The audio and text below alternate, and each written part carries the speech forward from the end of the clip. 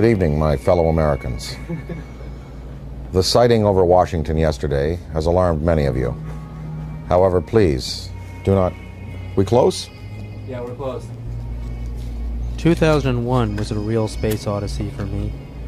Instead of flying on a spaceship to the moon, Jupiter, or beyond the solar system, I met Dan Aykroyd for the first time to talk about UFOs. That's when I knew I had to sit him down in front of a camera and just let him talk about the truth. Because if I didn't, no one would believe we had this amazing conversation. And one time I had this long conversation with Dan Aykroyd about UFOs, and I thought it was like Einstein was hiding inside of a comic genius, just so that if he told us the real truth, you wouldn't have to believe it. If Einstein had told us UFOs were real, would we have believed him? He never spoke about it. But Dan Aykroyd speaks about UFOs as if he were a full professor on the subject. So Dan, how did you get started in UFOs? What sparked your interest? What was the first thing that you can remember that happened to you that made you, ponder the question?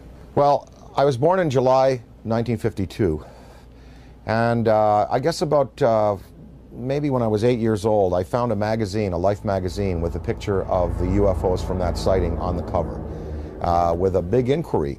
What are these UFOs? And so that kind of started it as a kid, and I asked my parents about it, and they actually couldn't tell me what they were because they didn't know. They knew there was some mystery there.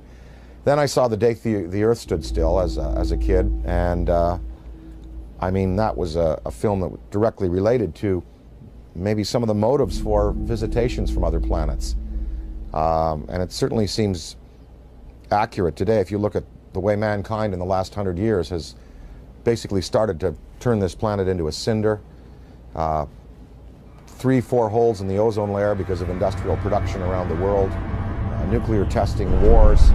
I'm just sure, just in theory, if there were another species in the universe monitoring us or near us, they would be very interested in what we're doing to this planet, to this planet's atmosphere, and to possibly neighboring bodies. So there would be a concern there.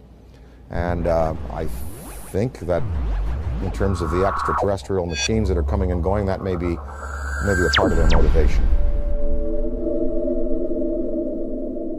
We've just had a rash of sightings all over the planet, and we've got Iran and Turkey and Mexico. It seems like we're being invaded by UFOs. Let's talk first just about what's actually happening out there. Well, recently, the most dynamic sighting that we've seen, because it's corroborated by an actual government, is the sighting that took place over Mexico recently, where drug surveillance twin-engine turboprop plane was at altitude taking pictures of possible smuggling routes, and they photographed with their infrared cameras 11 unidentified objects.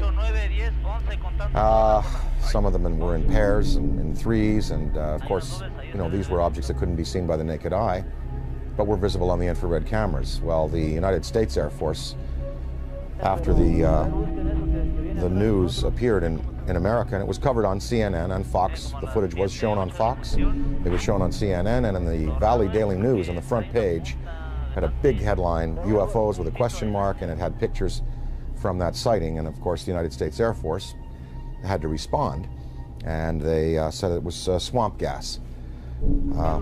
So I don't know whether swamp gas is not visible to the naked eye and visible on infrared, whether it comes in multiple balls, whether swamp gas is capable of doing a complete circuit around an aircraft and then taking off at high speed and right angles into the sky. If it is, then maybe it was swamp gas. But somehow this seems to be a legitimate one, because the Mexican government decided we want to release this to the world. And this follows on the heels of the Belgian general who revealed some F-15 footage years ago of his Air Force planes chasing objects that were exceeding them in speed by twice again what his planes were going at. The French government, over the last couple of years, has released a comprehensive study on the UFOs. The Soviets have been, since the 1950s, engaged in numerous studies about landings, abductions, and the sightings.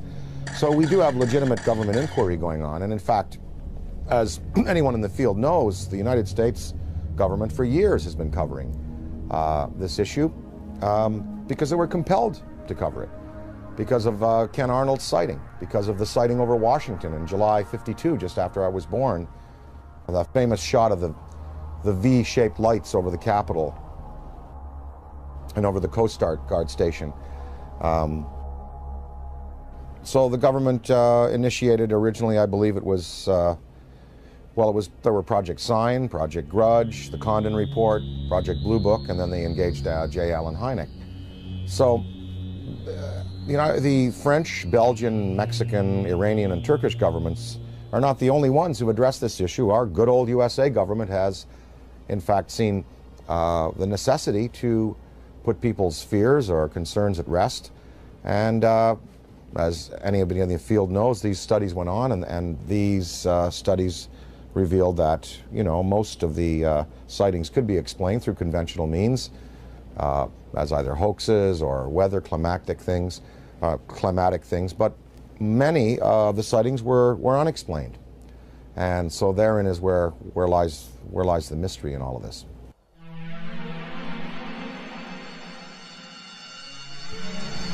Dan, what do you think is the significance of UFO technology? I mean, obviously, these guys, extraterrestrials, can come from one star system to another and visit Earth. I mean, recent headlines on CNN are talking about, and BBC, that we're going to run out of oil in 2026. We've got to get on to a better technology.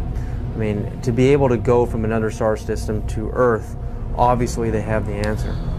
Well, the presence of these obviously intelligently controlled machines tells us that we are dealing with beings who have anywhere from 1,000 to 1 million to 10 million to 1 billion years advancement in technology on us. So you've got to figure that look what happened in the last 100 years. We have the Wright brothers at the turn of the century taking off in basically a fabric and wood aircraft. In 1969, we have lunar expeditions. In the year 2004, we have massive airplanes being built out of alloys and graphite, and this big ship that Airbus is building, the new Boeing plane. So in 100 years, from fabric and wood, we've come to, advanced metallurgy, fuel use, and propulsion in just 100 years. Imagine what a culture could accomplish in 1,000 years, or 10,000 years, or 1 million years, or 1 billion years. It's not inconceivable that you have intelligently manufactured and controlled machines that can not only traverse great distances in space by mastering gravity and the time-space continuum, but also the interdimensional travel that might be possible. Many theories now purport that there were not only 4 dimensions at the creation of the entire multiverse 14 billion years ago at the time of the Big Bang. There were 11, maybe as many as 21 dimensions. So some of these beings may be coming from an extra-dimensional place. I mean, and what it says is that these technologies have been harnessed, and that it's possible to use other fuels that don't rely just on simple combustion. And, there are many theories. I mean, some theories are that the military already knows about these forms of propulsion and lighter-than-air vehicles or metals that can be vibrated to a certain point where they become light waves, photons.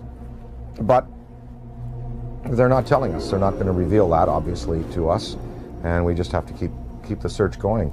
So I think that it's incumbent on us as a race on this planet to begin to find alternatives to the fossil fuels, but we're just not doing it fast enough. It's probably been the greatest and most successful cover-up in the history of the world. UFOs are as real as the airplanes that fly over your head. That is my unequivocal conclusion. Oh my God.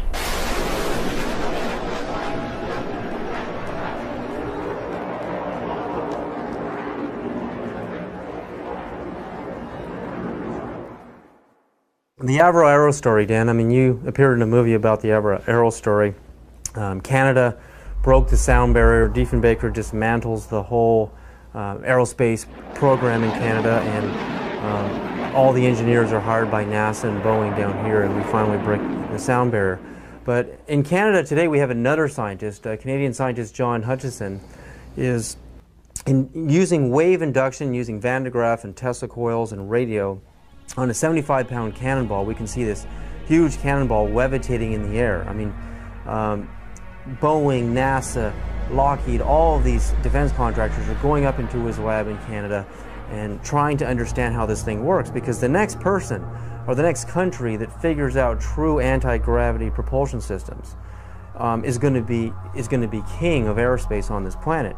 The Hutchison effect incorporates radio frequencies, Tesla frequencies, and high electrostatic energy to create a type of levitation effect where it can move a 75-pound cannonball of steel or brass bushings, water, wood, and other objects into the air. Are we doing enough in our universities, in our research labs? Are we putting enough money into this kind of a research? And what risks are we willing to take if universities in Beijing and China and Russia, they're actually going into the UFO phenomenon in their universities? But here in America, mainstream science, mainstream physicists laugh at the UFO phenomena. I mean, what do you think about that? Budgets are tight all around the world, and as far as putting money into the study of alternative technologies, funding research by people like Hutchison, the money is just not there. I mean, if you look at NASA, NASA is getting chopped back because the funds that are flowing through government now are focused on the war in Iraq and other things. So we don't even have the money to keep up conventional space exploration, development of metallurgy, fuels, ion drive systems. So I don't see any government in the next 10, 20, 30, 40, 50 years really putting the money into the kind of research that's needed to develop these alternative systems and to perhaps study what is driving these intelligent machines from somewhere else. Now, of course, that's on the visible side of things. We're hearing a lot about these special access programs where congressional money is approved by a very narrow slice of the membership in the legislature and given to the military to do basically carte blanche what they want with. So there could be a black military program that is producing what people are referring to now as the big black deltas, which are these huge black triangles that are being seen all around the world. The big black rectangles, which are also being seen all around the world. So maybe they look a little like this. The F-117, they look a little like the B-2 bomber.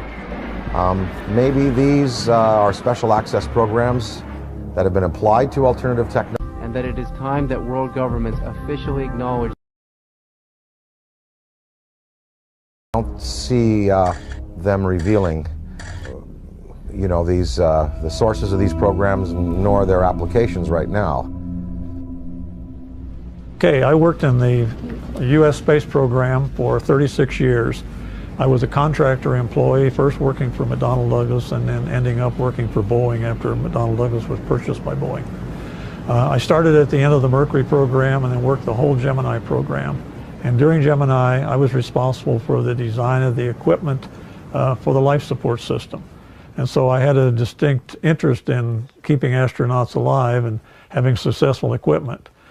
During the program, when we were flying the Gemini spacecraft, my interest in UFOs became very real.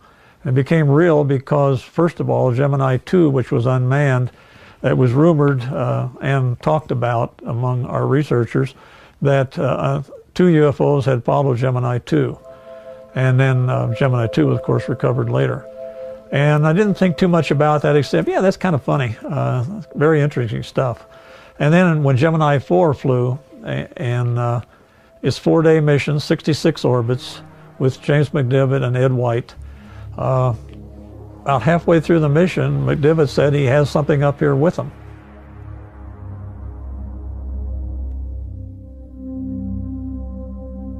Astronaut Gordon Cooper is an American hero with a log of over 222 hours of manned spaceflight.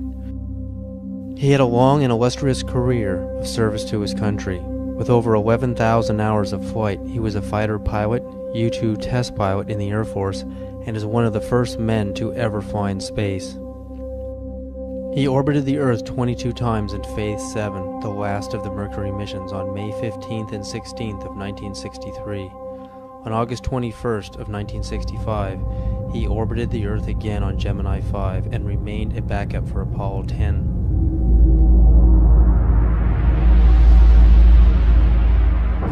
Well, I've had some occasions to know some of the people who were involved in Roswell at one stage or the other.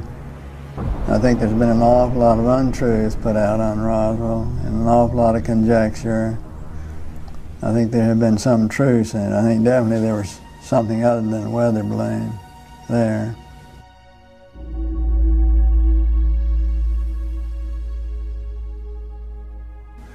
Very likely. I'd like to think they reversed engineered it and did something with it. You know, did some benefit with it, which would be the logical thing to do, but I have no way of knowing whether they did or not. Within hours of the crash at Roswell, U.S. General Nathan Twining designated the visitors as enemy aliens. It appears from his book that Colonel Corso agreed with that assessment, and that it has remained as official U.S. policy ever since.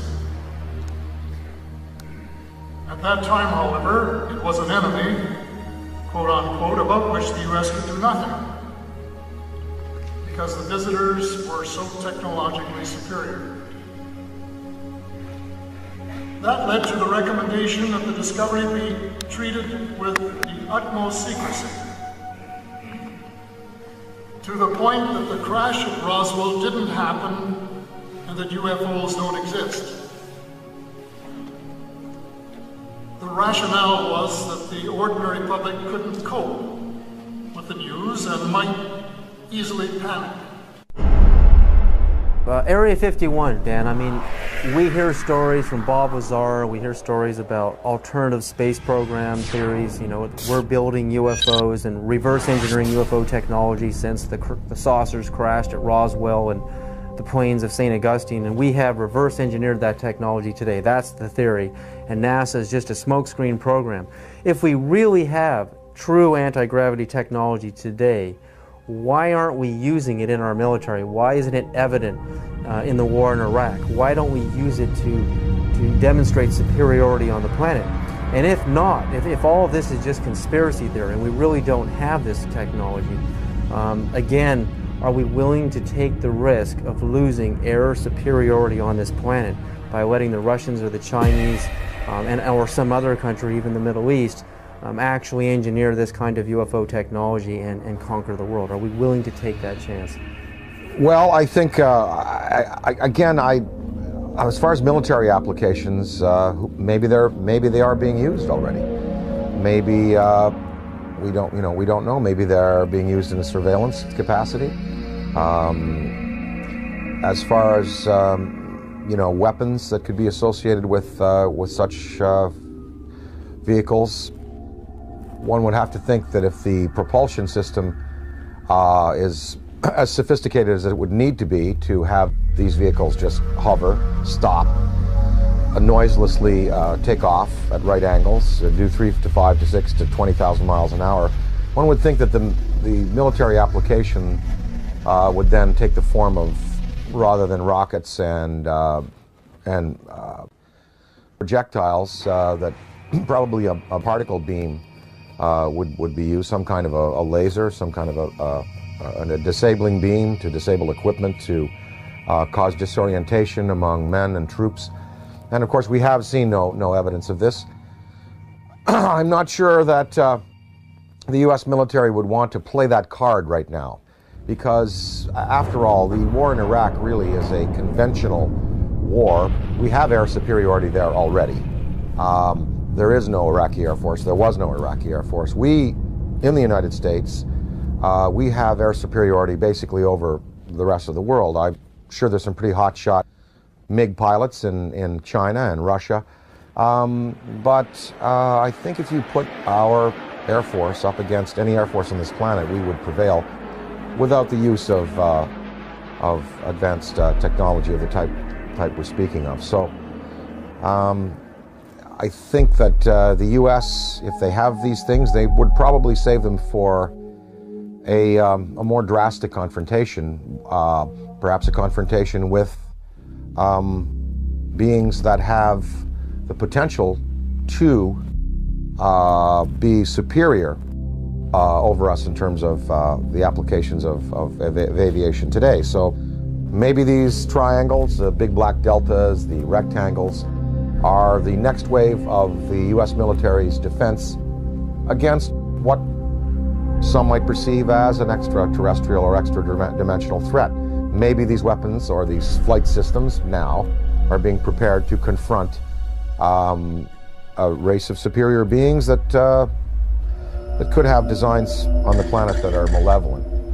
I think it was Lord Hill Norton, or one of the British Air Force Defense Ministry staff who was assigned to study UFOs in the 50s. After he retired, he said that in his estimation there were 23 different species of being visiting the planet in numerous types of vessels. We know from the NASA UFO studies that you've done, and I think that theory,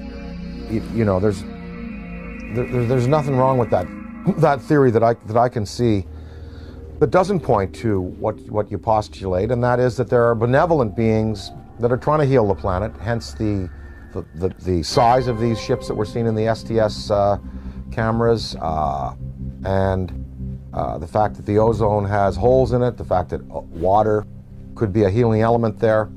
What are these lifesaver-shaped little Dropostone-shaped ships conveying to our planet? Well, we see them coming into the atmosphere, and on the STS tapes and other forms of exposure, they're not releasing personnel, they're not releasing projectiles, and no harm has come to the planet, through their intervention. So one can assume perhaps that maybe there are benevolent beings out there and malevolent beings out there, and maybe the United States government is preparing weapon systems to deal with the malevolent beings. Ronald Reagan said in a speech, he said, what if there were a species from another planet that was threatening us? We would all find a way to work together. And one can only think about the Star Wars system and the fact that there we had satellite-mounted cannon. Well, they'd be good for shooting down rockets. They also might be good for shooting down other invasive vehicles that are coming into our atmosphere. Ronald Reagan himself spoke about a UFO sighting that he had when he was governor of California in the Beach King Air that they used to use. They were coming from Sacramento. His wife was with him, Sacramento to Los Angeles, and a saucer clocked the plane for a good 45 minutes. And Reagan spoke of it to a lot of people.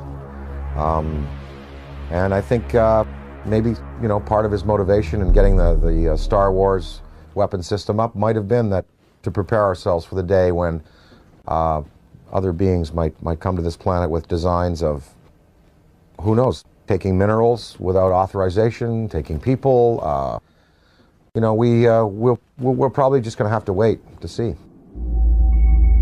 I occasionally think how quickly our differences worldwide would vanish if we were facing an alien threat from outside this world.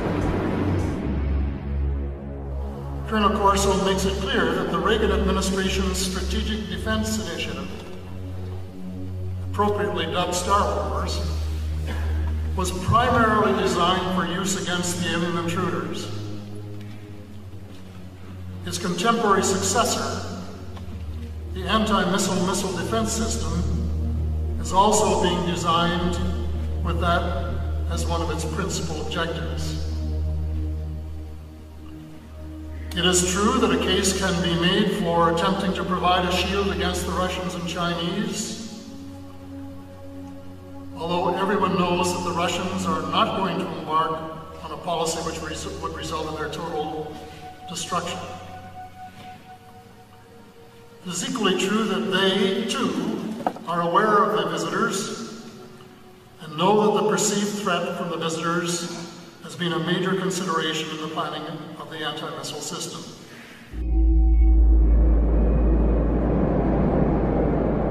And the incident in question, as at least from my perspective, almost ignited a nuclear war, and that was 5 unidentified objects were picked up on radar coming in over the Pacific Northwest, Northern California, Southern Washington, Oregon area.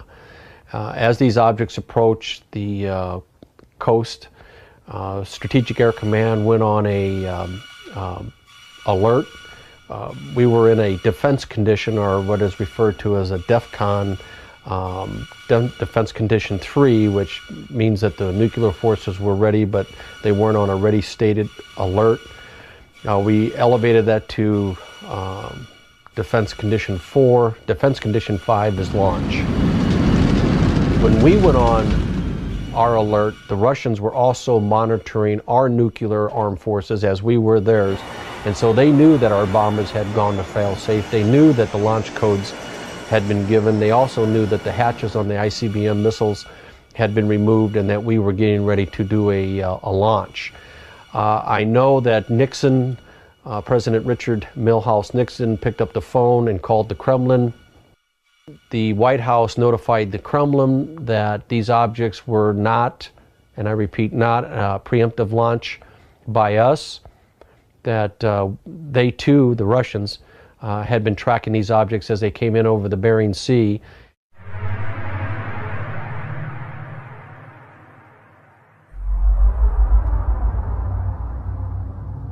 Probably moved 100 miles in a matter of a second or two. When we look at alien abduction, I mean, the idea of a human being being taken and having an implant inserted into their body, I often think of how biologists, how we tag whales. You know, we put a chip on a whale and we can track them via satellite, and also how, you know, we go into a frog's pond and we pull out the frog and we spread it out on the table. Remember in biology class we used to do this, and, you know, stick the little needles in his legs and cut him open. I mean, that's how we look at another life form in another world.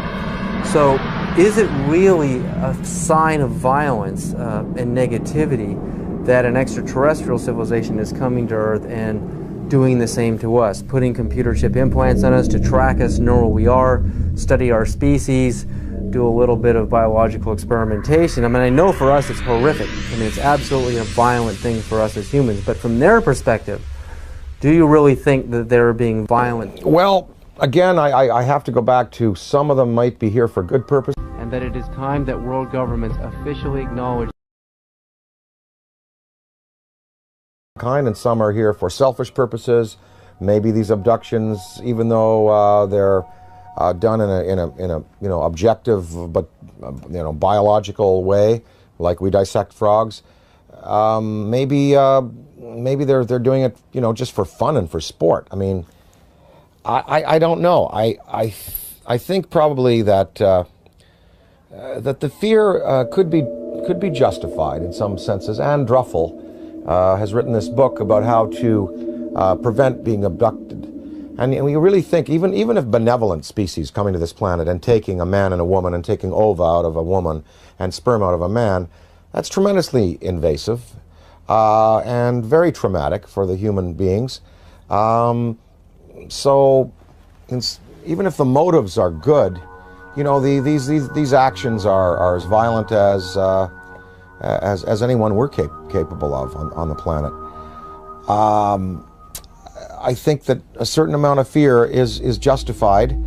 If you look at Day the Earth Stood Still, you know, the first thing that happens is the army is assembled, and you know, guns are shot at these beings and at the ship.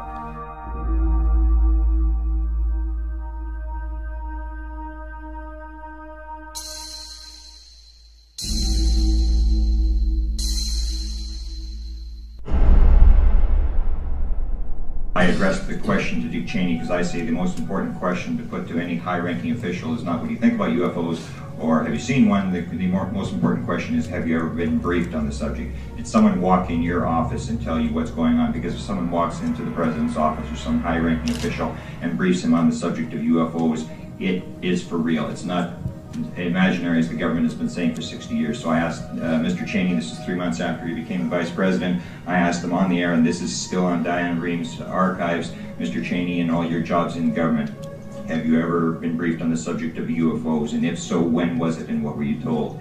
And Mr. Cheney said, if I had been briefed on that subject, it probably would have been classified and I wouldn't be talking about it.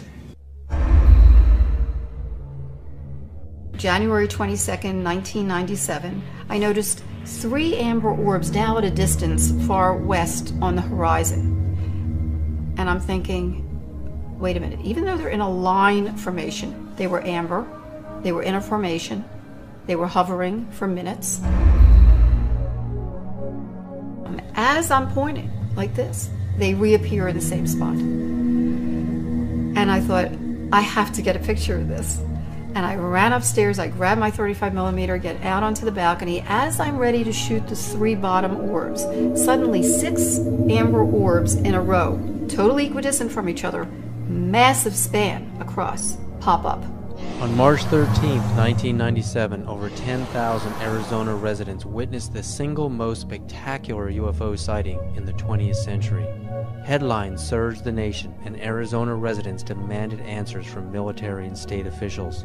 A mile-wide UFO was seen from as far north as Flagstaff, Arizona, and then the giant triangular UFO hovered above the great city of Phoenix, Arizona, where Dr. Lynn Kitai shot this amazing videotape.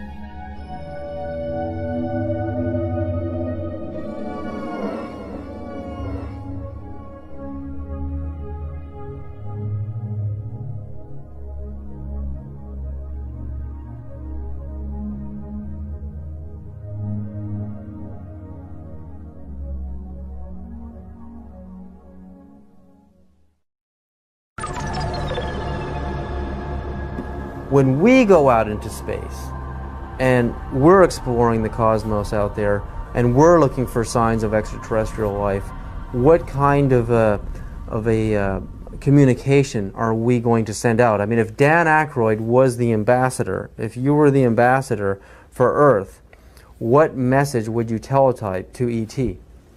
If I were to speak for mankind to these beings that were coming here, I guess what I would say is, you know, let's go to some neutral place.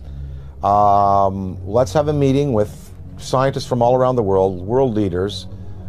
Let's sit down and basically have a sort of a forum with you, the extraterrestrial or extra-dimensional beings. Let's sit down and kind of get to know each other.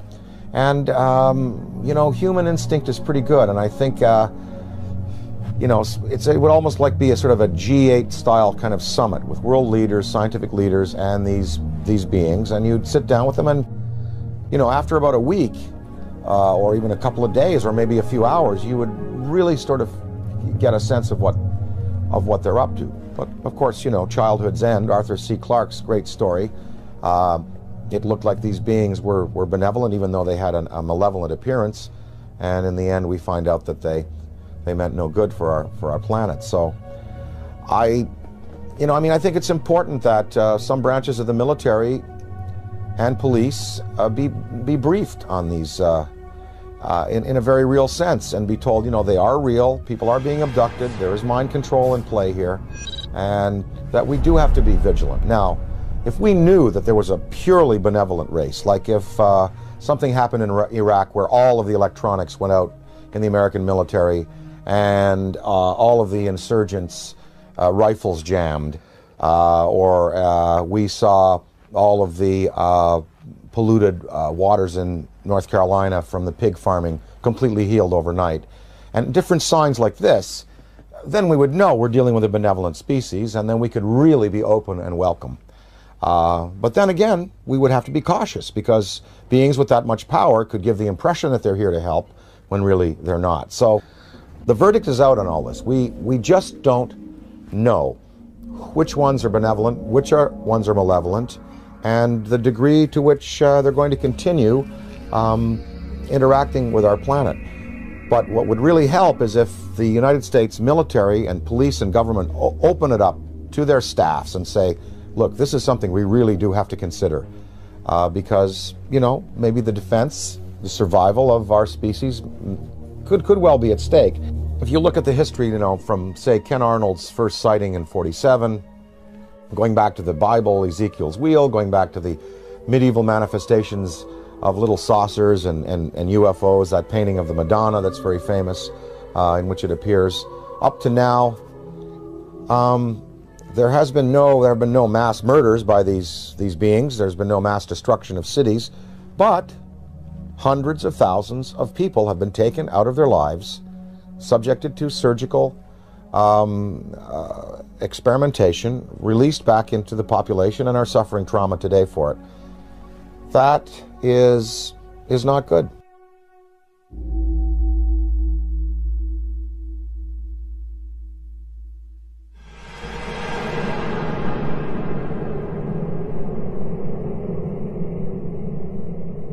The idea, I mean, like in the movie Close Encounters of the Third Kind, the meeting on the dark side of the moon in Devil's Tower, Wyoming, I mean, it seems like the logical thing to do. I mean, we have a communication, a teletype message, we have a place, a location, and a time, and we isolate it from the public until we know it's safe. I mean, we check each other out. I mean, this seems like the most logical thing to do, you know, even rather than meeting on the White House lawn. I mean, this is the way we would like it to happen.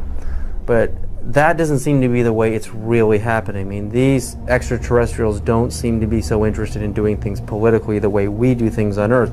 They're picking certain individuals to contact.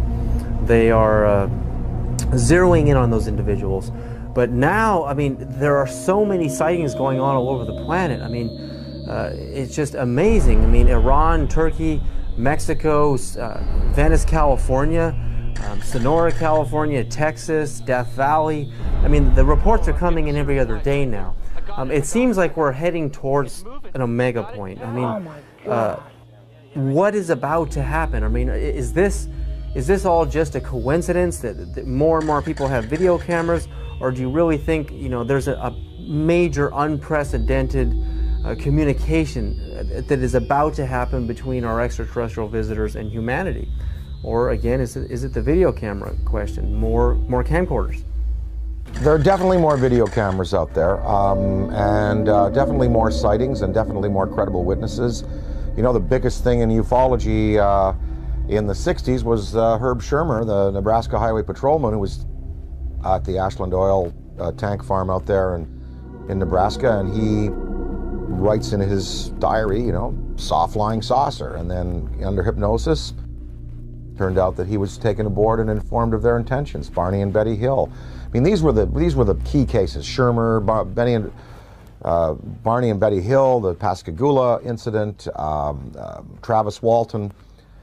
Now there are hundreds of cases like this, and I think that because it's in the consciousness, because we have, you know, a poll saying basically half of the world believes and half doesn't. We're reaching a point where, as Stephen Bassett talks about his time clock, it's like the nuclear time clock that we had in the 50s before we blew the world, you know, before we blew the world up. The theory that once the hands got to midnight, that's when all the nuclear weapons in the world would be discharged. Well, we've stopped that nuclear clock, thankfully. But as far as the UFO clock, he says we're 1 minute to midnight now. Meaning that in a minute to midnight, something really, really spectacular is going to happen. Now, whether that's a mass appearance, whether that is, come over to the Yankee Stadium during a game, I think maybe even in the next 5 years, we're going to have occasions like the one I experienced in upstate New York in the mid-'80s when I woke up in the middle of the night and I said to my wife, they're calling me, I want to go outside, they want me to come outside and see. She said, who? Something outside wants me to come out and say, oh, just go back to bed. I went back to bed, but in the next day in the media, in newspapers, in radio, all over upstate New York and Ontario and Quebec and Vermont, people spoke about this urge they had to go out of their houses at 3 in the morning and look up into the sky. And 12,000 people shared this urge. And they went out and it was a big, big news story. And of course the Air Force said that a Chinese rocket had exploded over New York State. And what people saw was a massive, miles-high pink spiral in the sky above the Great Lakes. In Hull, Quebec, Canada, a few years afterwards, there was a story of several hundred people, almost 1,000 people, in this community, Gatineau, north of Hull, Quebec, Canada, in the Quebec province, sharing this urge to come outside and look up into the sky, and they also saw an apparition. So there are going to be more of these mass sightings. And, the day that 1 million people in Idaho at a rock concert or something see it, that is when you're going to really get the conventional military and police sitting down to say, well, it's time to throw the Brookings Institution report out and lay it open to the people and let the people decide, what must be done in conference with our state leaders.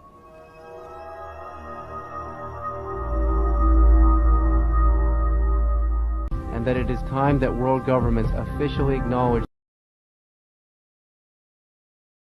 national security, and if they did, would they classify it to protect the national security? So I would have to say, no, I couldn't agree to non-disclosure. I really couldn't if I saw something or photographed something. But I can see where other people, wanting to do the best for their country, wanting to serve their country in a legitimate way would say, yes, I will not disclose. And this is based on the Brookings Institution report from the late 50s, which, Congress commissioned, which said that if the existence of UFOs were revealed to the American populace would not be able to handle it. They would defy church authority, police authority, military authority, governmental authority. They wouldn't go to work. They would sort of cast aside the mayors and governors and presidents and go, we want to talk directly to these beings. We feel that these beings should, have their case put to us directly by them themselves. I think the American populace today is ready to handle the concept that what we live in, the 4 dimensions of height, length, width, and time, is not all there is. There are more dimensional realities. There are advanced beings with machines that can skip from dimension to dimension, from galaxy to galaxy, using the Einstein-Rosen bridges, the wormholes. I think the American people, I think half of them know, and I think the other half, with the proper evidence, would be ready to accept it. It's going to take a mass sighting for the U.S. government to finally say, look, we're going to come on side with France, Belgium, Mexico, Turkey, Iran, and we're going to tell the truth, and we're going to reveal what happened to Tom Mantell when he went up in his P-51, what happened in the Great Lakes when I believe it was an F-104, I believe, was scrambled over the Great Lakes in the 60s. What happened to him? I think that if you have that type of sighting, then there'll be no choice. Interdimensional travel. I mean, not just traveling through our dimension, but going into alternate dimensions, Dan. Would you, and if you could, a spaceship arrives in your yard, and you've got the barbecue out, and there's the steak on the grill, and they want you right now to come with them and go into another dimension, and to move forward and backwards on the timeline, to go forward in time and backward in time. If you could move forward and backward in time, Are there any events in human history that you would interfere with, that you would change to alter the destiny and the course of humanity? Well, I wouldn't want to go back in time and change anything, because that would be a tampering that I wouldn't serve mankind well. Although there are many horrors, of course. Wouldn't you have loved to have caught Hitler as a 15-year-old and have him drown in a river?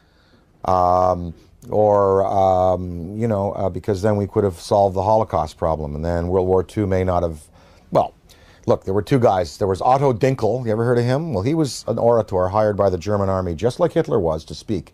If Hitler died, maybe Otto Dinkel would have been the guy that would have gone on with this rabid anti-Semitism and wiped out 9 million people. Of course, one thinks of those things, but you don't want to go back in time and play with events, because, you know, where we've come to today and the improvements we've made in human rights and in regarding ourselves as sacred, they've come because of the bad things that have happened. Now, if I went into the future, I would want to see where this planet is 300 years from now. Did we make it? Did we make it? That's what I would like to know. I mean that from my knowledge of the world that I see around me, I think that it is much more likely that the reports of flying saucers are the result of the known irrational characteristics of terrestrial intelligence rather than the unknown rational efforts of extraterrestrial intelligence. Interdimensionality, again, if you could move forward and backward in time and meet any personality, any public figure, celebrity, or politician, or mystical figure, is there anybody that you would like to sit down with? If you could have lunch with them, or just sit down and talk to them and have a discussion, forward and backward in time? Oh, I'd love to spend an afternoon with Richard Feynman. Would love to sit down with Heisenberg, and of course, you know, Einstein, Niels Bohr, Max Planck. You know, I'd love to sit with the particulate, the quantum physics guys, because there really is the root of understanding how and why the world is the way it is, and the joy of these studies in antimatter that are occurring.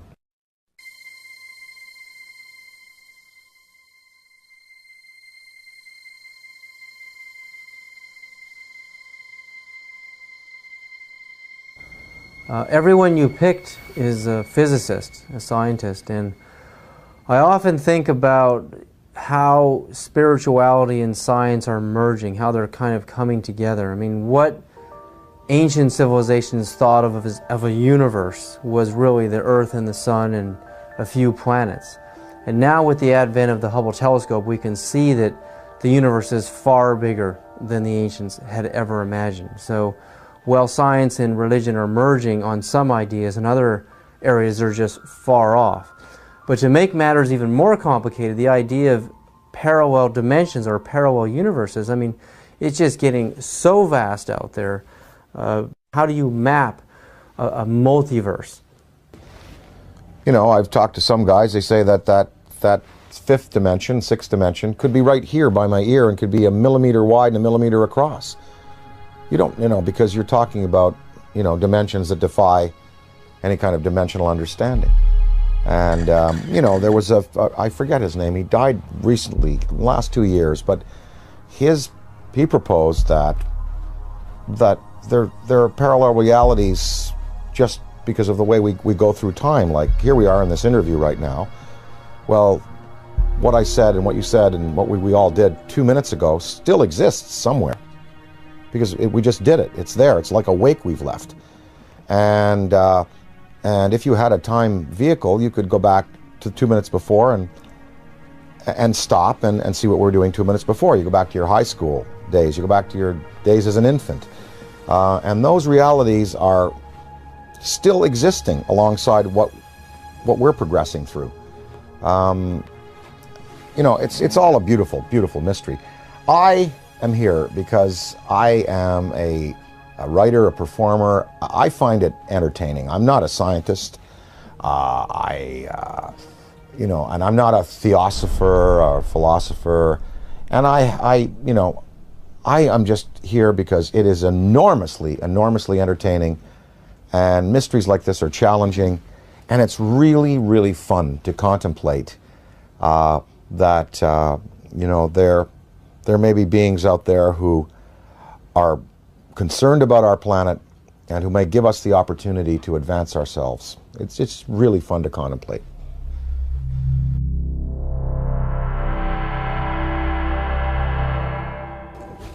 All the physics that we know on this planet, quantum physics and conventional physics and metallurgy and you know, all of it, it can really encompass a theory of how these ships move. I mean, you've done it yourself, David, proposing, you know, that if you can convert, you know, a mass to a state of, you know, of photonic energy, then there is no mass anymore, and you're looking at pure light, you're looking at anti-gravity, you're looking at something that can be, you know, harnessed in waves. Well, what is the fuel? Well, people, you know, Bob Lazar talked about, you know, this element 115 that was put into these generators to boil mercury and to be used as gravity tractors. Maybe that's it. I don't know. I mean, they must be using a fuel that's unavailable to us. Does it give off radioactive waste? What is the cost to them? For instance, the Venice UFO that you recently showed me, and I covet that tape. That's amazing. Because you see the metallic quality of the object, you see the force field around it, you see it spinning. It was May 2nd, 2004, approximately 11:30 a.m. And I was walking from my apartment with my girlfriend down this alley right here. And we were just sort of walking this way, and I looked up over at those phone lines, and we saw something that we really couldn't make sense of. It was a very shiny, you know, metallic disc. So we turned the corner here, and this is basically where we're just looking at it. And we're pretty much like, okay, that's not a balloon or anything we're familiar with. So we sort of kept walking to the corner and just stared at it for a while until it hit me, you know, that this was really something. There was a man also looking at it, sort of a bystander, and he said, wow, do you guys see that? And that's when I realized all three of us were looking at something extraordinary. What is the environmental cost of running these machines? Are they clean or are they not? Is there some, wherever, you know, they came from, is there some place they have to go back to after their journeys are finished to dump whatever they've used up in terms of fuel, like we would a bad fuel rod in a reactor? That is a question I'd like to know. I'd like to ask is, you know, are you a clean burning vessel, or is there some cost that you pay like we paid for atomic energy? When we consider that it may be possible to take mass and reduce it down to zero, make it as light as a photon, we can start to approach this whole light speed phenomena from a whole new direction. I mean, we're going to be able to do this. This is the only logical answer. There are no fissile nuclear materials in the universe as we know it to produce the kind of energies in a steady stream that you need to get mass up to that speed. There are no fissile nuclear fuels that can produce 1 trillion electron volts all day long. And wormholes are even more exotic. The idea of, you know, bending and folding two spaces of space-time together and creating a shortcut wormhole to vector in between those 2 points, according to Kip Thorne, who wrote Black Holes and Time Warps, that the energy required for a wormhole is 100 million suns, the negative energy they put out for an entire year. There are 100 million suns in our galaxy alone. That means all of the negative solar energy coming from our suns in this whole galaxy, the total energy for a whole year is required to create a wormhole. Where has any extraterrestrial civilization or our civilization going to get access to levels of energy that high? It's never going to happen. That's why I've reversed the table here. I said, you know, you have to ultimately get frustrated with the idea of increasing energy en masse. You have to just, it's like banging your head against the wall and trying to cram it through the wall. you will never be able to do it this way. So the new way, as I propose, is to make this all possible. And when you consider UFOs coming in, stopping on a dime, and then accelerating and turning out into space, any Air Force pilot can tell you that stopping on a dime, the G-forces are going to throw you right through the walls. Yeah, you'll be crushed. And then sudden acceleration is going to do the same thing. It's going to destroy the body of the pilot. So this new approach and this new idea, I mean, this is just the inception, it's just the beginning, but I think this is really the only avenue that we can look down right now, and the only way we can see solving this problem.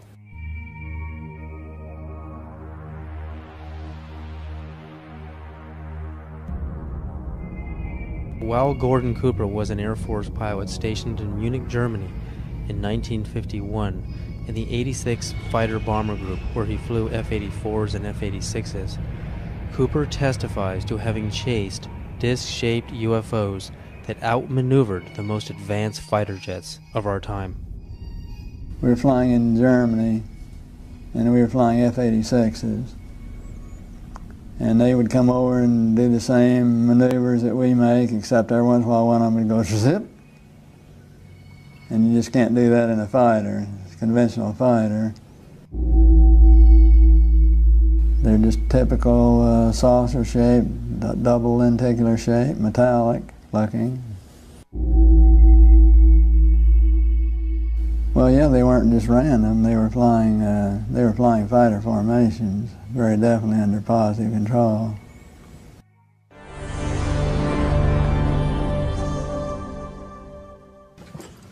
I'm here to announce that the second annual Exopolitics Expo, X-Conference 2005, was concluded on Sunday, April 24th. This event was produced by Paradigm Research Group. 26 speakers and panels. And that it is time that world governments officially acknowledge. It was a unique event which focuses on the political, governmental, and social implications of extraterrestrial related phenomena. It is produced by PRG as part of the emerging activist movement seeking to end a government-imposed truth embargo regarding extraterrestrial related phenomena.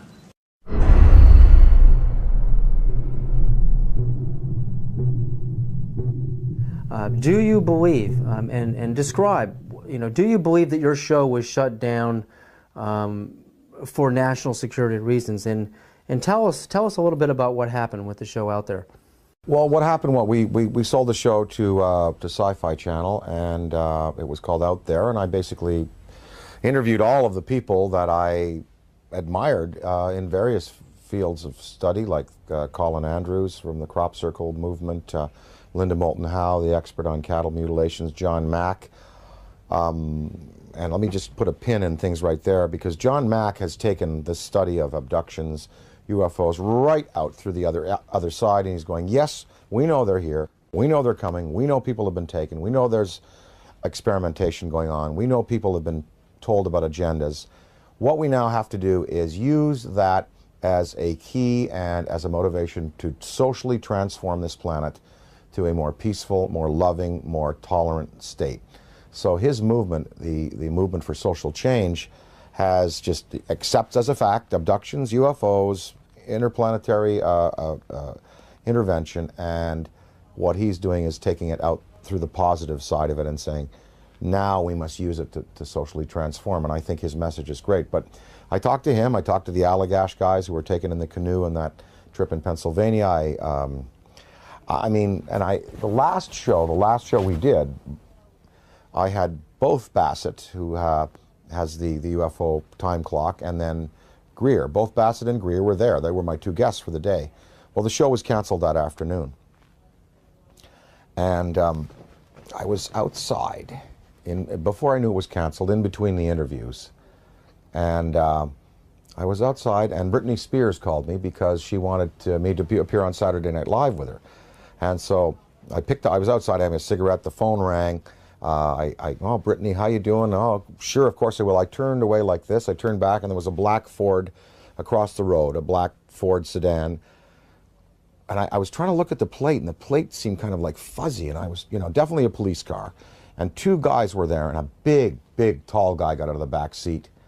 And he stood in the street on 42nd Street it was. We were at 42nd Street and 8th Avenue. And he looked right at me. And literally, I mean, I was on the phone. Hey, oh, sure, of course I'd love the show. Saw the Ford, went back like this, turned back like a half second later, and it was gone. And that car did not go past me.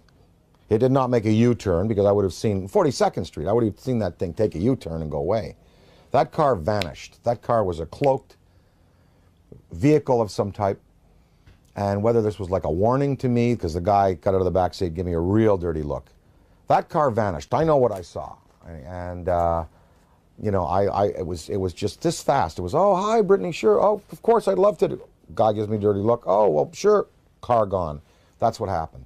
And then 2 hours later, we were told we were not to continue taping, and the show was canceled, and none of them would air.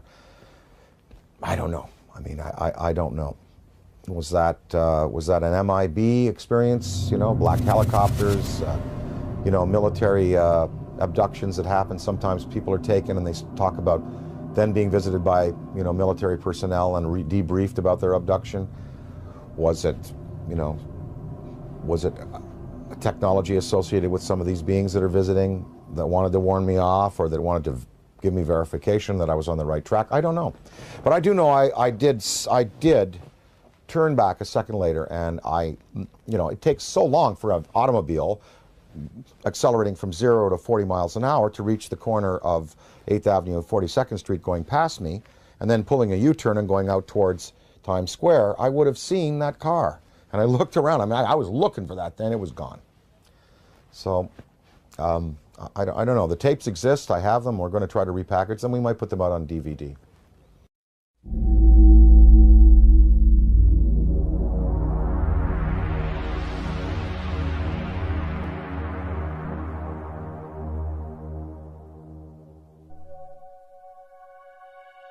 I was having some cameramen film the installation of a precision landing facility we were putting in right on the edge of the dry lake.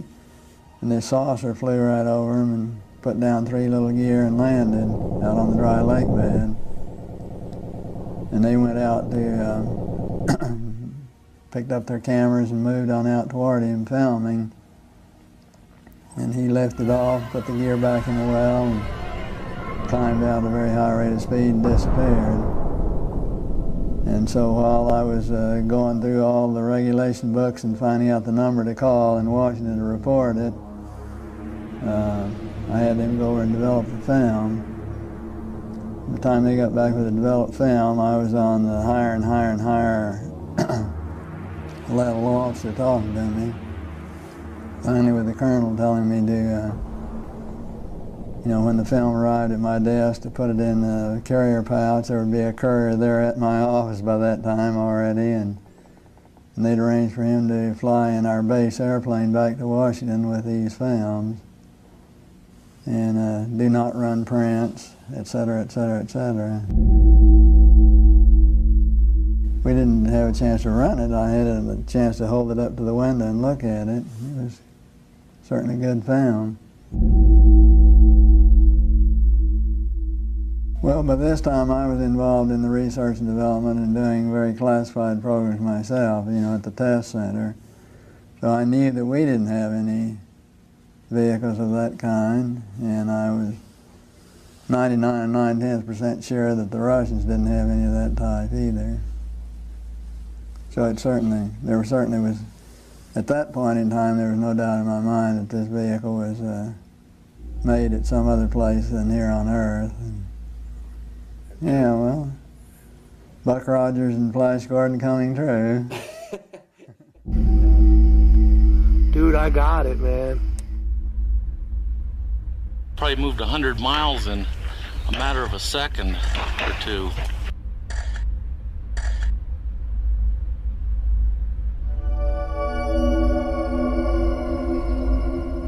In July of 2002, right here in the Washington, D.C. area, there was yet again a airspace jet chase by 2 F-16 jet interceptors, charged, which were chasing a bluish object right outside D.C.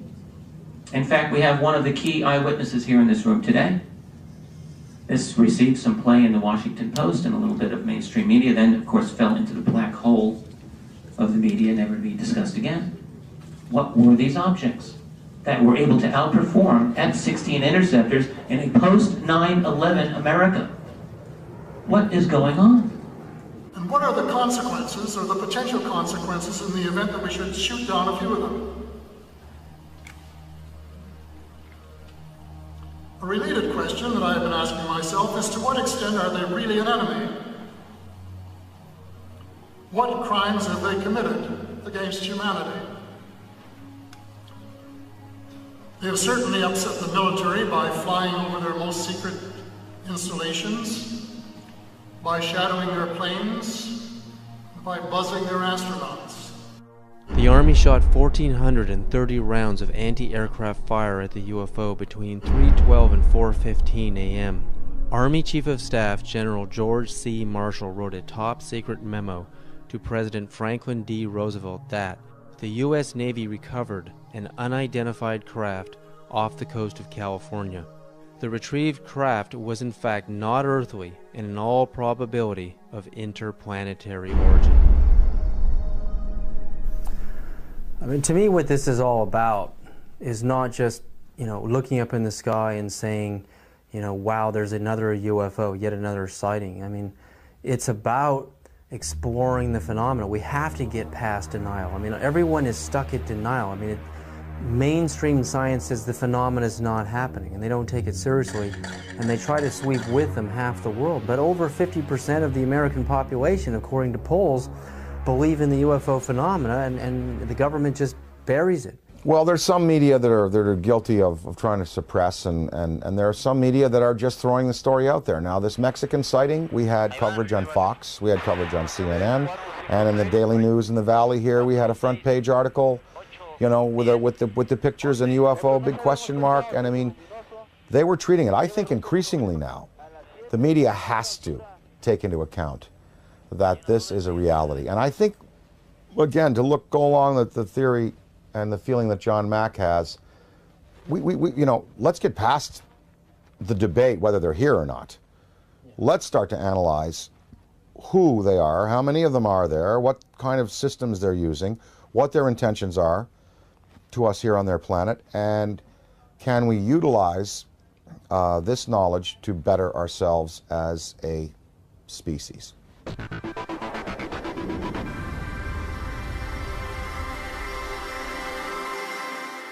With the advent of the Hubble telescope, I mean, when you see how big it really is out there, and the idea that we're stuck on this myopic little ball, we're just glued to it, we can't get our eyes off of it.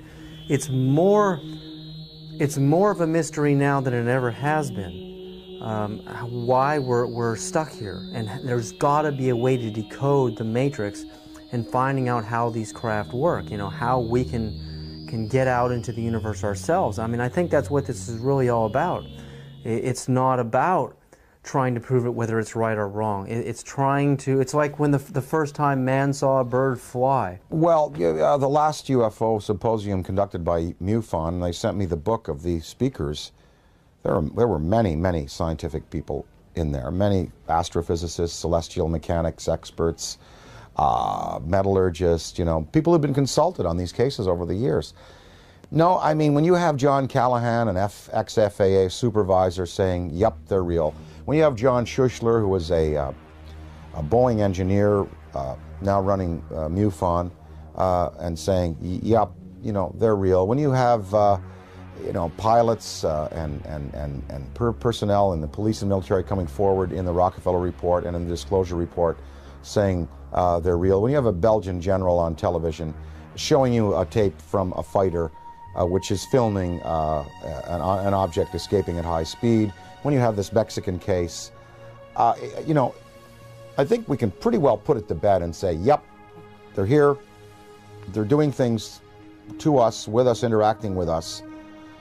Whether we've had, official military contact, again, that goes into the black box area, but there should be no debate anymore.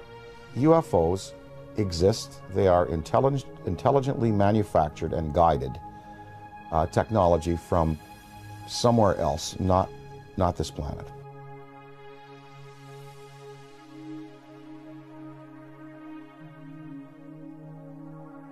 While human beings can only see from red to violet wavelengths of light, the infrared and ultraviolet spectrums are invisible to humans. I quickly learned that NASA uses special video cameras that are capable of seeing into these invisible spectra. The tether has broken and is going away from us. Get it on the TV, Claude. Please get it on the TV. After the 12-mile-long tether snaps, several days later on an orbital pass, the cameras find something that should not be there. In the NASA STS-75 tether incident of March 1996, we find NASA using ultraviolet light-sensitive video cameras. This is where some of the largest UFOs ever caught on videotape have been captured. Huge dish-shaped luminous UFOs swarm the tether. We know the tether is 77 to 100 miles away from the cameras on the shuttle. The UFOs pass behind the 12-mile-long tether, so we can therefore use the 12-mile length of the tether to measure their minimum diameters. Some measure between 1 and 3 miles wide, making them literally motherships. In Project Blue Book files, UFOs with these same features have been reported several times as shiny metallic discs with dark centers. Specifically, in the invisible infrared, Trevor James Constable, a retired World War II radar operator from New Zealand, has photographed many UFOs with the same features, translucent discs of light with dark centers.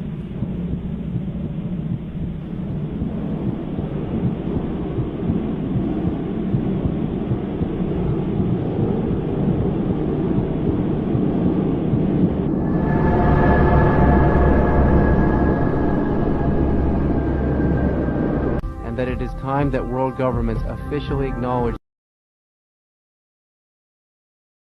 the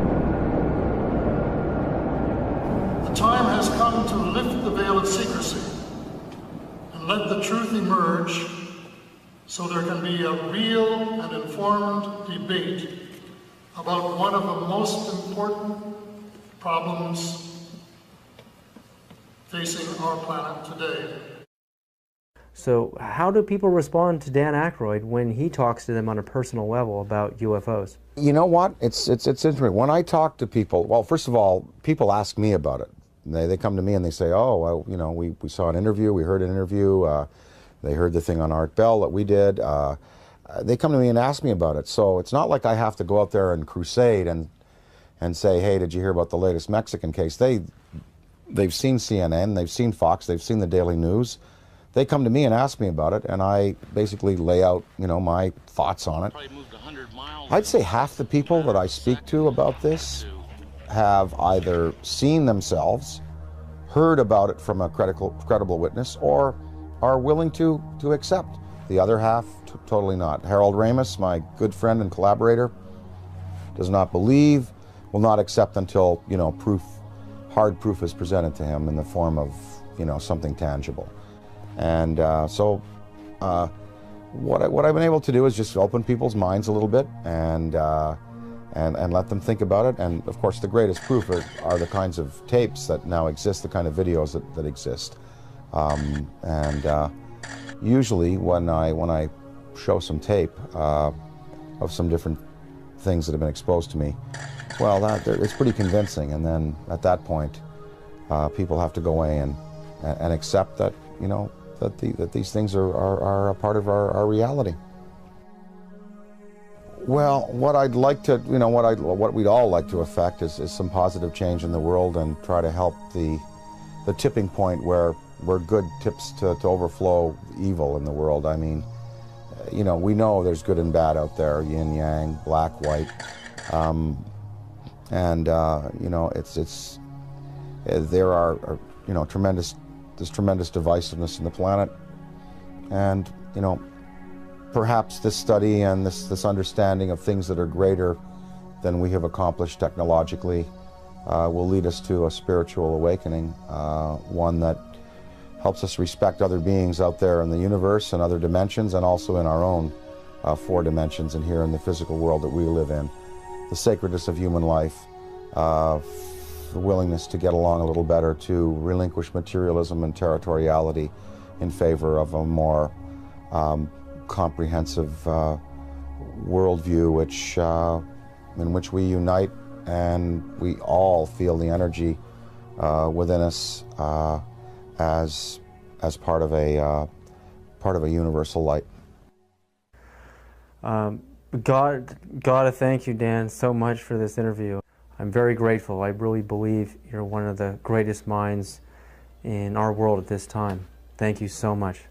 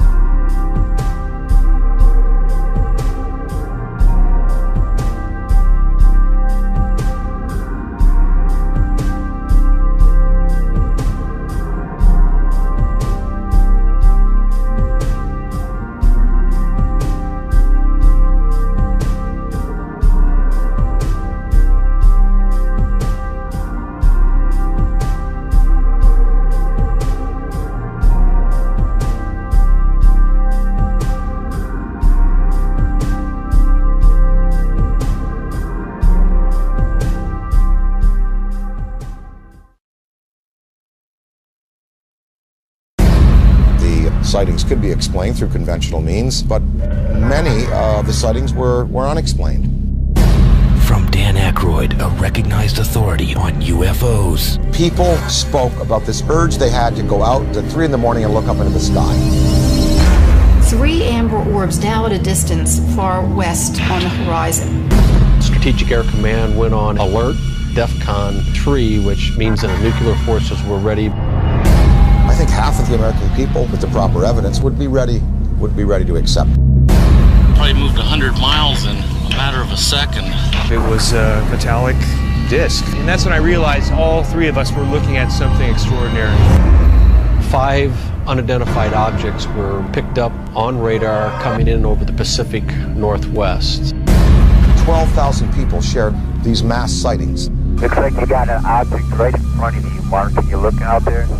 There should be no debate anymore. UFOs exist. Challenging the misconceptions. They photographed 11 unidentified objects. Discovering the realities. They were hovering for minutes. Of what may be. Massive, miles high. The most important question.